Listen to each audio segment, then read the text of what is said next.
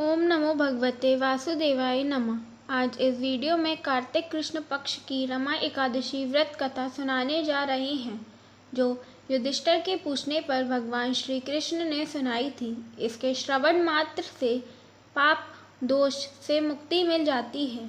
सुनिए रमा एकादशी की कथा। युधिष्ठिर कहने लगे, हे भगवान, अब आप मुझसे कार्तिक कृष्ण पक्ष की एकादशी का नाम और इसकी विधि तथा इसके करने से क्या फल मिलता है, सो सब विस्तार पूर्वक कहिए। भगवान श्री कृष्ण बोले, इस एकादशी का नाम रमा एकादशी है। यह बड़े बड़े पापों का नाश करने वाली है। मैं तुमसे इसकी कथा कहता हूँ, ध्यान पूर्वक सुनो। कथा। हे राजन, प्राचीन काल में मुचकुंद नाम का एक राजा था। उसकी इंद्र, यम, कुबेर, वरुण तथा विभीषण के साथ भी मित्रता थी। वह बड़ा धर्मात्मा, विष्णु भक्त और न्यायप्रिय था। उस राजा के चंद्रभागा नामक एक कन्या थी। राजा ने चंद्रभागा का विवाह राजा चंद्रसेन के पुत्र शोभन के साथ कर दिया। एक समय शोभन ससुर के घर आया। उन्हीं दिनों जल्दी ही पुण्यदायिनी रमा एकादशी भी आने वाली थी। जब व्रत का दिन समीप आ गया तो चंद्रभागा को अत्यंत चिंता हुई कि मेरे पति बहुत दुर्बल हैं, वह व्रत कैसे करेंगे और मेरे पिता की आज्ञा अति कठोर है। दशमी को राजा ने ढोल बजवाकर सारे राज्य में यह घोषणा करवा दी कि एकादशी को कोई भी भोजन नहीं करेगा। घोषणा सुनते ही शोभन को अत्यंत चिंता हुई और अपनी पत्नी से कहा, प्रिय, अब क्या करना चाहिए? मैं तो किसी प्रकार भी भूख सहन नहीं कर सकूंगा। ऐसा उपाय बतलाओ कि जिससे मेरा कष्ट बच सके, अन्यथा मेरे प्राण अवश्य चले जाएंगे। चंद्रभागा कहने लगी, स्वामी, मेरे पिता के राज्य में एकादशी के दिन कोई भी भोजन नहीं करता। यहाँ तक कि हाथी, घोड़ा, गौ आदि भी तृण, अन्न, जल आदि ग्रहण नहीं करते।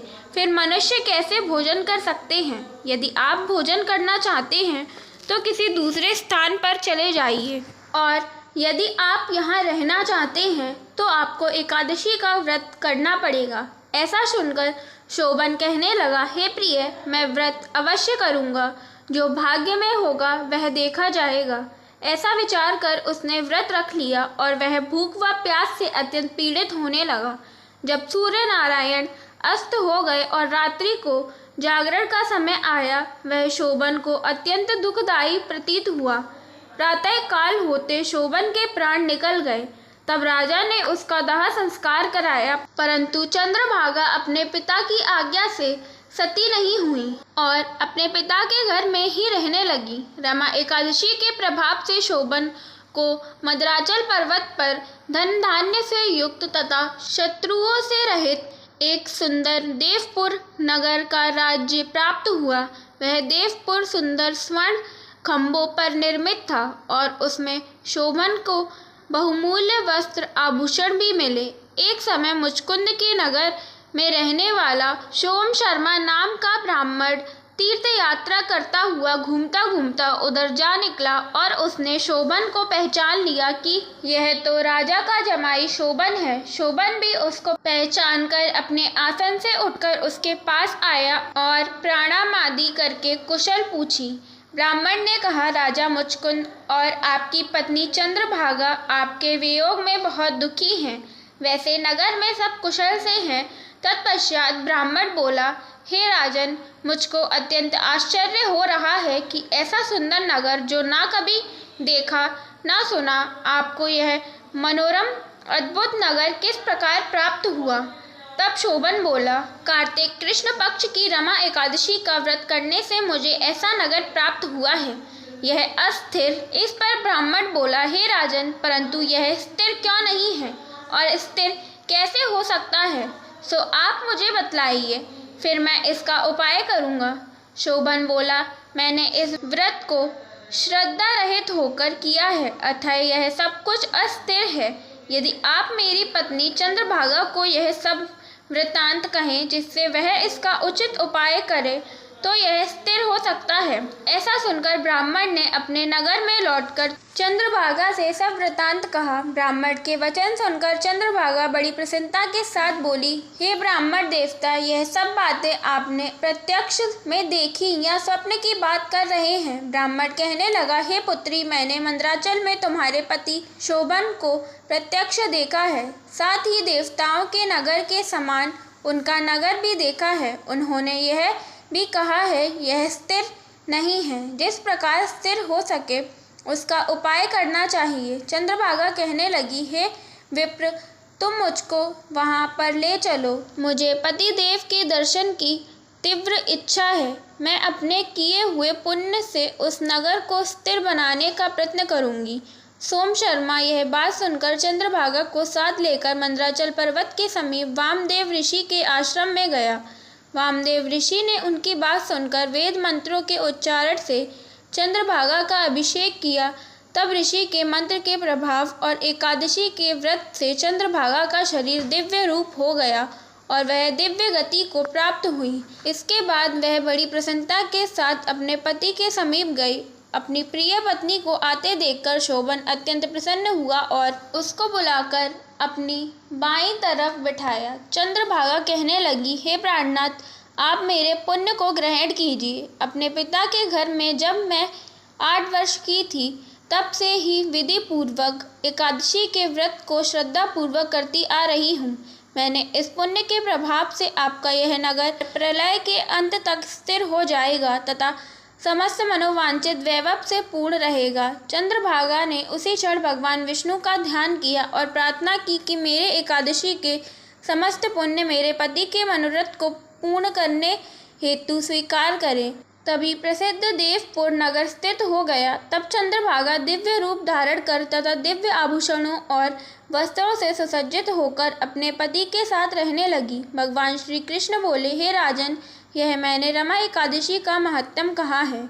यह एकादशी चिंतामणि एवं कामधेनु के समान सब मनोरथों को पूर्ण करने वाली है। जो मनुष्य इस व्रत को करते हैं उनके ब्रह्म हत्यादि समस्त पाप नष्ट हो जाते हैं। कृष्ण पक्ष और शुक्ल पक्ष दोनों की एकादशी समान है। इनमें कोई भेदभाव नहीं करना चाहिए।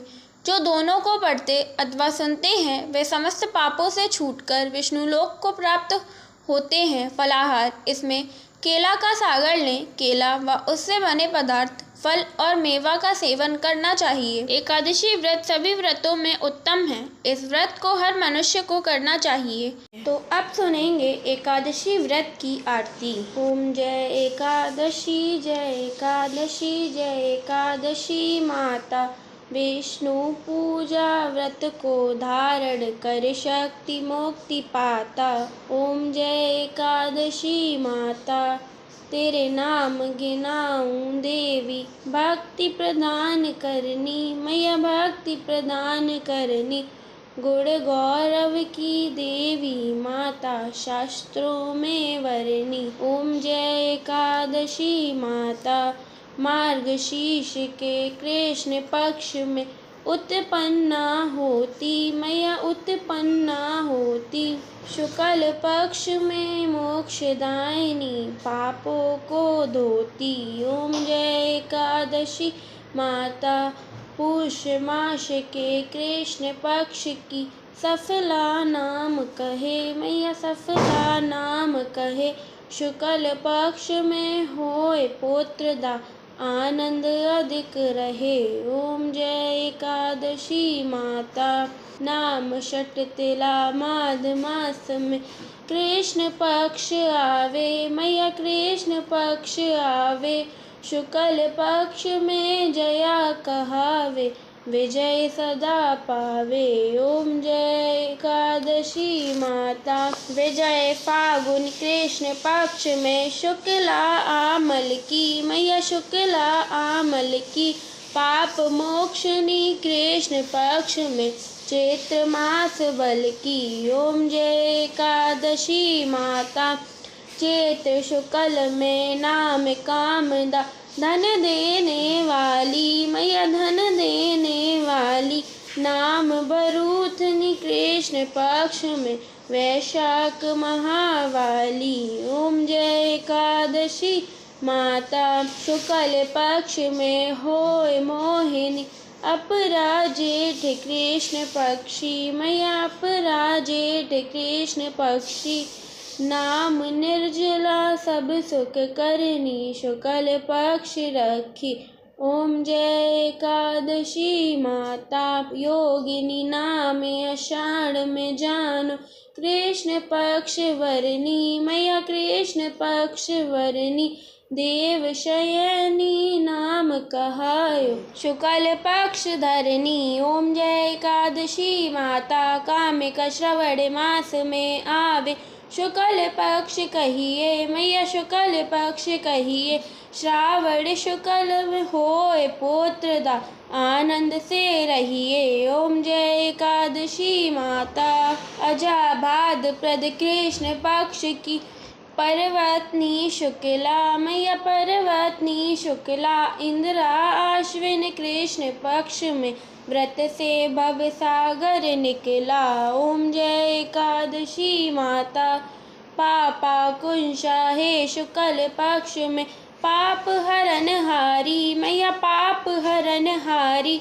रमा मास कार्तिक में आवे सुखदायक भारी। ओम जय एकादशी माता देवोत्थानी शुक्ल पक्ष की दुख नाशक मैया मैया दुख नाशक मैया लौंद मास की करू विनती पार करो नैया।